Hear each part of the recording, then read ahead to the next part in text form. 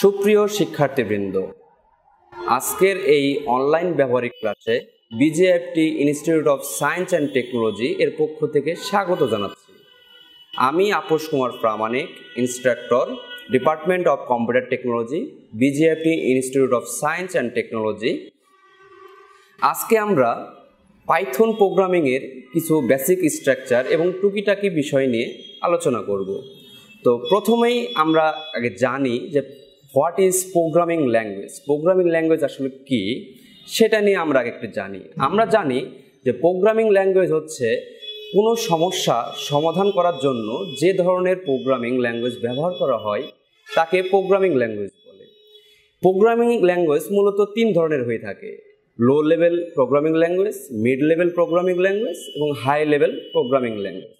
লো level programming ল্যাঙ্গুয়েজের জন্য আমরা সাধারণত বিট, বাইট বা এই টাইপের যে নিয়ে কাজ করে থাকি সেটাকে বলা হয় লো লেভেল ল্যাঙ্গুয়েজ। যেমন আমরা বলতে পারি উদাহরণস্বরূপ মেশিন কোড বা অ্যাসেম্বলি কোডের যে প্রোগ্রাম যেটা রচনা করা হইতো সেটাকে বলা হয় লো লেভেল প্রোগ্রামিং ল্যাঙ্গুয়েজ। তারপর যেটা আছে সেটা হচ্ছে মিড লেভেল প্রোগ্রামিং ল্যাঙ্গুয়েজ, যেটা বিট, বাইট এবং ভেরিয়েবল, ফাংশন নিয়েও কাজ করে থাকে। এটা অধিকাংশ লো লেভেল নিয়েও কাজ করে এবং হাই লেভেলের নিয়েও কাজ করে, এই জন্য এটাকে মিড লেভেল প্রোগ্রামিং ল্যাঙ্গুয়েজ বলা হয়। উদাহরণস্বরূপ বলা যায় প্রোগ্রামিং ইন সি। এবং পরবর্তীতে যেটা আছে সেটা হচ্ছে হাই লেভেল প্রোগ্রামিং ল্যাঙ্গুয়েজ, যে প্রোগ্রামিং ল্যাঙ্গুয়েজ অবজেক্ট ওরিয়েন্টেড প্রোগ্রামিংয়ের সকল ধরনের বৈশিষ্ট্য ধারণ করে তাকে বলা হয় হাই লেভেল প্রোগ্রামিং ল্যাঙ্গুয়েজ। উদাহরণস্বরূপ বলতে পারি জাভা, পাইথন ইত্যাদি। এর মধ্যে আমরা যেটা শিখব সেটা হচ্ছে পাইথন প্রোগ্রামিং। এখন পাইথন প্রোগ্রামিং কি? পাইথন প্রোগ্রামিং হচ্ছে একটি general purpose programming language, dynamic programming language এবং একটি high level programming language. Python প্রোগ্রামগুলো রান করার জন্য যে ধরনের সফটওয়্যার, ইন্টারপ্রেটার এবং আইডি প্রয়োজন তা অনলাইন থেকে ডাউনলোড করে স্টেপ বাই স্টেপ ইনস্টল করে আপনাদের বেসিক কয়েকটি প্রোগ্রাম রান করে দেখাবো। তো চলুন শুরু করা যাক। পাইথন প্রোগ্রামগুলো রান করার জন্য আমার কয়েকটি সফটওয়্যার ইনস্টল করা লাগবে। তো তার মধ্যে প্রথম যে সফটওয়্যার যেটা লাগবে সেটা হচ্ছে ভিজুয়াল স্টুডিও কোড। এই সফটওয়্যারটি ইনস্টল করতে হবে। তারপর আমাকে যেটা করতে হবে পাইথন ইনস্টল করতে হবে। সেজন্য আমরা কি করব, একটি ব্রাউজার ওপেন করে আমরা প্রথমেই ভিজুয়াল স্টুডিও কোড লিখে সার্চ দেব। সার্চ দেওয়ার পর আমরা এই ওয়েবসাইটে প্রবেশ করে এখান থেকে আমরা ভিজুয়াল স্টুডিও কোডটা ডাউনলোড করব। আমরা দেখতে পাচ্ছি ডাউনলোড ফর উইন্ডোজ, যেহেতু আমরা উইন্ডোজ ব্যবহার করি তারা উইন্ডোজের জন্য ডাউনলোড করবেন, যারা অন্যান্য যারা লিনাক্স বা ম্যাক যারা ব্যবহার করেন তাদের জন্য এখানে দেওয়া আছে, আপনারা সেটা ডাউনলোড করবেন। ঠিক এখানে ক্লিক করে আপনারা ডাউনলোড করে নেবেন। আমি ডাউনলোড প্রসেসটা দেখাচ্ছি না কারণ আমার অলরেডি আগে থেকেই ডাউনলোড করা আছে এই যেটা। আরেকটি যে সফটওয়্যারটা লাগবে সেটা হচ্ছে পাইথন। সেজন্য আমরা পাইথন লিখে সার্চ দিব। সার্চ দিলে দেখতে পাবো যে python.org এই ওয়েবসাইটটা আমরা প্রবেশ করব। প্রবেশ করার পর এখান থেকে ডাউনলোড এবং পাইথন 3.11.2 এইটা আমরা ডাউনলোড করে নেব। এটাও আমি দেখাচ্ছি না কারণ এটা আমি আগে থেকে ডাউনলোড করে নিচ্ছি, আপনারা ক্লিক করলেই ডাউনলোড হয়ে যাবে। এরপর আপনারা যেটা করবেন এই দুটি সফটওয়্যারটা ইনস্টল করে নেবেন। ইনস্টল করার পর আমি আপনাদের দেখাচ্ছি যে তারপরে আপনারা কিভাবে এটাকে কনফিগার করবেন বা ভিজুয়াল স্টুডিওর সাথে পাইথনটাকে কানেক্ট করবেন। সেই জন্য আমরা যেটা করব সেটা হচ্ছে আমার প্রপারলি পাইথন ইনস্টল হয়েছে কিনা সেটা চেক করব। আমরা সেটা চেক করার জন্য পাইথন লিখে সার্চ দিলেই আমরা দেখতে পাচ্ছি এখানে পাইথনের আইডি যত ভার্সন আছে আর কি, মডিউল, ম্যানুয়ালস এবং আইডিএলি এগুলো আর কি আমার আসতেছে। তার মানে বুঝতে পারবো যে অবশ্যই সাকসেসফুলভাবে পাইথনটা ইনস্টল হয়েছে। সেরকমভাবে আমরা ভিজুয়াল স্টুডিও কোডটাও দেখব যখন ইনস্টল হয়েছে, তার মানে আমার এখানে অল প্রোগ্রামে এটা আসতেছে। আমি ভিজুয়াল স্টুডিও কোডটাকে ওপেন করব। ওপেন করার পর এই ভিজুয়াল স্টুডিও সফটওয়্যারের সাথে আমাকে পাইথনটাকে কানেক্ট করতে হবে। কারণটা হচ্ছে এই জন্য, এই ভিজুয়াল স্টুডিও এমন একটি সফটওয়্যার যেখানে যে কোনো ধরনের প্রোগ্রামিং ল্যাঙ্গুয়েজ নিয়ে কাজ করা যায়। তো আমি যে প্রোগ্রামিং নিয়ে এখন কাজ করব ঠিক সেটার এক্সটেনশান আমরা ইনস্টল করে নিব এই সফটওয়্যারে। তো সেজন্য আমরা দেখতে পাচ্ছি এই যে এই আইকনটা এক্সটেনশানে এখানে যাওয়ার পর আমরা সার্চ দিব পাইথন লিখে সার্চ দেওয়ার পর আমরা দেখতে পাচ্ছি এখানে আমার আগে থেকে ইনস্টল করা আছে এই মাইক্রোসফটের এই পাইথনটা। যদি ইনস্টল না থাকে তাহলে এইভাবে এই যে এরকম আইকন দেখাবে ইনস্টল করার জন্য, জাস্ট এই সফটওয়্যারের উপর ইনস্টল ক্লিক করে ইনস্টল করলেই ইনস্টল হয়ে যাবে। একটা জিনিস মাথায় রাখতে হবে, অবশ্যই কম্পিউটারে ইন্টারনেট থাকতে হবে, তাছাড়া কিন্তু কখনোই ইনস্টল হবে না। এই কাজটি হয়ে গেলেই আমার সাকসেসফুলভাবে মাইক্রোসফট ভিজুয়াল স্টুডিওর সাথে আমার পাইথন যে প্রোগ্রামিং ল্যাঙ্গুয়েজে যে সফটওয়্যারটা আমি ইনস্টল করলাম সেটা প্রপারলি কানেক্ট হয়ে যাবে। কানেক্ট করার পর আমাকে যেটা করতে হবে, বেসিক প্রোগ্রামগুলো কাজ করতেছে কিনা এটা আমাকে চেক করতে হবে। তো এটার জন্য আপনাকে যেটা করতে হবে সেটা হচ্ছে প্রথমেই আপনি ফাইলে গিয়ে একটা ফোল্ডার ওপেন করবেন, ওপেন ফোল্ডার। আমি বিজিআইএফটির মধ্যে একটা ফোল্ডার ক্রিয়েট করে নাম দিলাম বেসিক প্রোগ্রাম নাম দিলাম। দেন এটাকে আমরা সিলেক্ট প্রোগ্রাম করলাম। সিলেক্ট প্রোগ্রাম করার পর আমরা দেখতে পাচ্ছি এখানে বেসিক প্রোগ্রাম যে নামে যে ফোল্ডারটা ক্রিয়েট করলাম সেই ফোল্ডারটা এখানে শো করতেছে। ঠিক এই ফোল্ডারের আন্ডারে আমরা কি করব, একটি ফাইলের নাম নেব। ডেমো হিসেবে আমরা ডেমো নাম দিলাম .py। এখানে আমি .py দিলাম কারণ পাইথনে যতগুলো ফাইল তার এক্সটেনশন হিসেবে .pyটা ব্যবহার করতে হয়। আপনারা যেই নামটাই নেন না কেন অবশ্যই নামের পর আপনাকে .pyটা দিতে হবে। দিয়ে এন্টার দিলেই আমরা দেখতে পাচ্ছি এখানে demo.py যে ফাইলটা ক্রিয়েট করলাম সেটা ওপেন হয়ে গেছে। ঠিক এই যে এনভায়রনমেন্ট আছে এই এনভায়রনমেন্টে আমরা কোডটা লিখব। আমরা জানি পাইথনে প্রিন্ট নামে একটা ফাংশন আছে যেটা আমাকে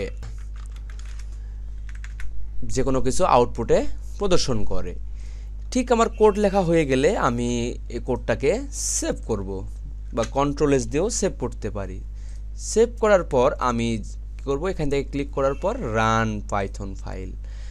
পাইথন ফাইল ওপেন করার সঙ্গে সঙ্গে দেখতে পাচ্ছি টার্মিনাল থেকে আমার এই যে হ্যালো ওয়ার্ল্ড এই লেখাটি প্রদর্শিত বা আউটপুটে দেখতে পাচ্ছি। অনেকের দেখতে পাবেন যে অনেক সময় এই টার্মিনালটা অনেকের হারিয়ে যায়। তো সেক্ষেত্রে আপনার এই যে টার্মিনাল এখান থেকে নিউ টার্মিনালে আসলেই আপনারা আবার টার্মিনাল পেয়ে যাবেন। আবার আপনারা রান করবেন, রান পাইথন ফাইল, দেখবেন যে আবার ঠিক হ্যালো ওয়ার্ল্ড লেখাটি প্রদর্শিত হচ্ছে।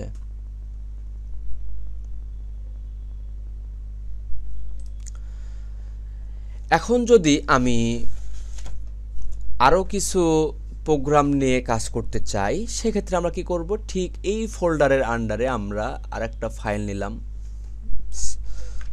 সাম অফ টু নাম্বার .py, মানে আমরা দুটি সংখ্যার যোগফল নির্ণয় করব।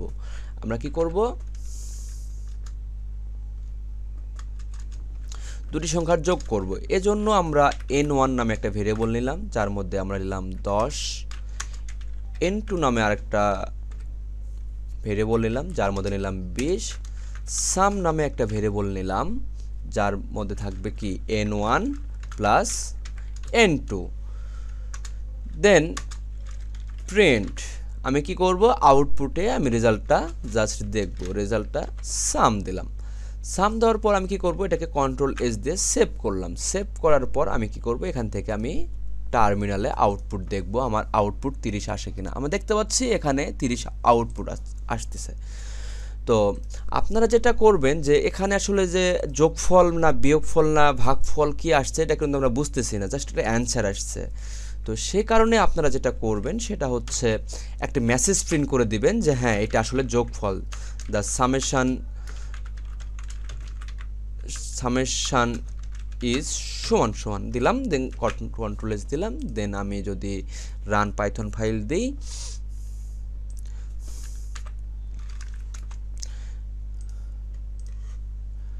এই যে দেখতে পাচ্ছেন দ্য সামেশন ইজ 30। তার মানে বুঝতে পারতেছি কি, যদি আমরা কোনো মেসেজ দিই এবং সে ভেরিয়েবলে যদি আউটপুট দেখতে চাই, তাহলে আমাকে সিঙ্গেল কোটেশন দেব, দেন সিঙ্গেল কোটেশন শেষ করে কমা দেওয়ার পর যে ভেরিয়েবলটা আমরা প্রিন্ট করব ঠিক সেই আউটপুটটা আমাকে এখানে শো করাবে।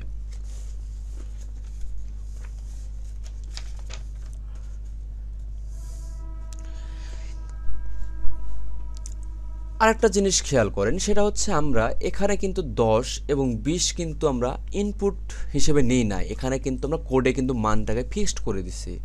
কিন্তু যদি আমরা কিবোর্ড থেকে যদি আমরা এই সংখ্যাগুলোকে ইনপুট করতে চাই, সেক্ষেত্রে আমরা যেটা কাজ করব, ইনপুট ফাংশন কল করব। কিবোর্ড থেকে আমরা ইনপুট করব। আমরা লিখব inter first number,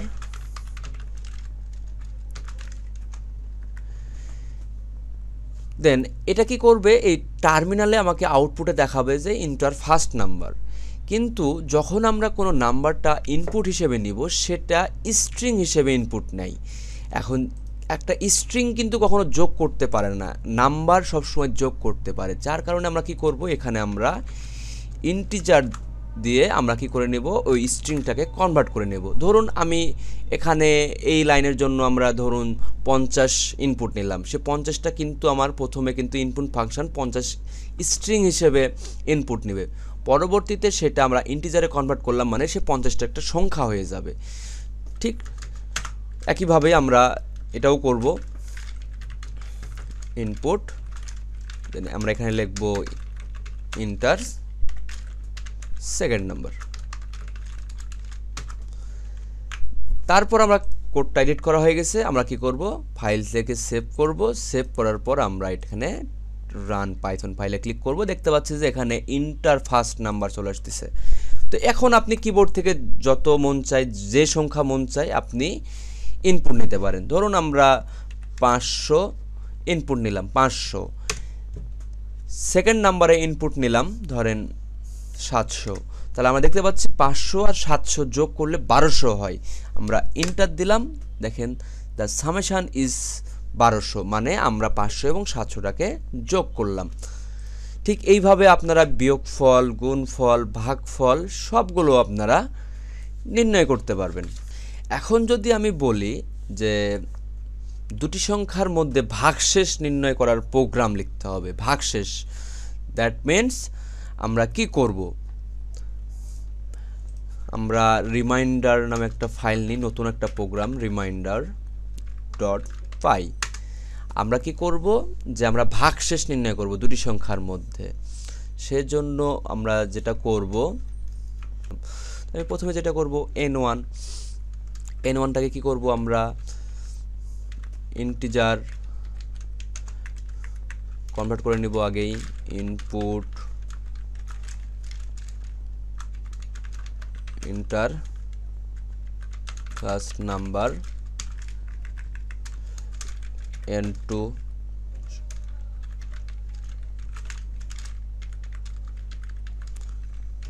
input enter second number,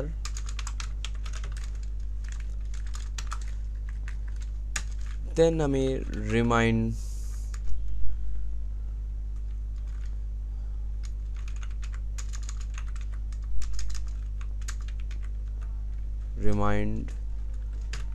রিমাইন্ডের ভিতর আমি কি করব, ভাগশেষ নির্ণয় করব।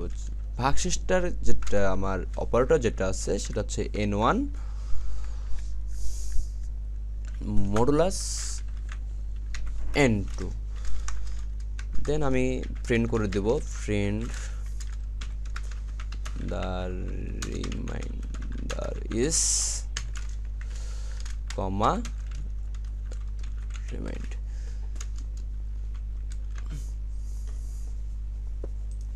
এখন এটাকে আমি সেভ করলাম। সেভ করার পর কি করব, আমি রান করব। রান করার পর দেখা যাচ্ছে এখানে ইন্টার ফার্স্ট নাম্বার, সাপোজ আমরা ফার্স্ট নাম্বার দিলাম 12, সেকেন্ড নাম্বার দিলাম 5। আমরা দেখতে পাচ্ছি 12কে 5 দ্বারা যদি আমরা ভাগশেষ নির্ণয় করতে চাই, তাহলে আমার ভাগশেষ আসে যেমন 2, ভাগফলও আসে 2। তার মানে আমরা আউটপুটে দেখতে পাবো কত, 2। দেখেন দ্য রিমাইন্ডার ইজ ট্রু। কীভাবে কাজ করতেছে এটা, যখন আপনি কোনো সংখ্যাকে ভাগফল নির্ণয় করবেন এবং ভাগশেষ নির্ণয় করবেন তখন কোনো ফ্র্যাকশন মানটাকে আপনি নিয়ে আসবেন না, আপনি জাস্ট চেষ্টা করবেন যে নিচের যে ভাগশেষ যেটা আছে সেটা মানে বের করার। আপনি ম্যাথমেটিক্যালি শিখে আসছেন, ঠিক ওই ম্যাথমেটিক্যালটা আমরা প্রোগ্রামিংয়ে ইমপ্লিমেন্ট করে দেখালাম। এখন আমি যদি আবারও রান করি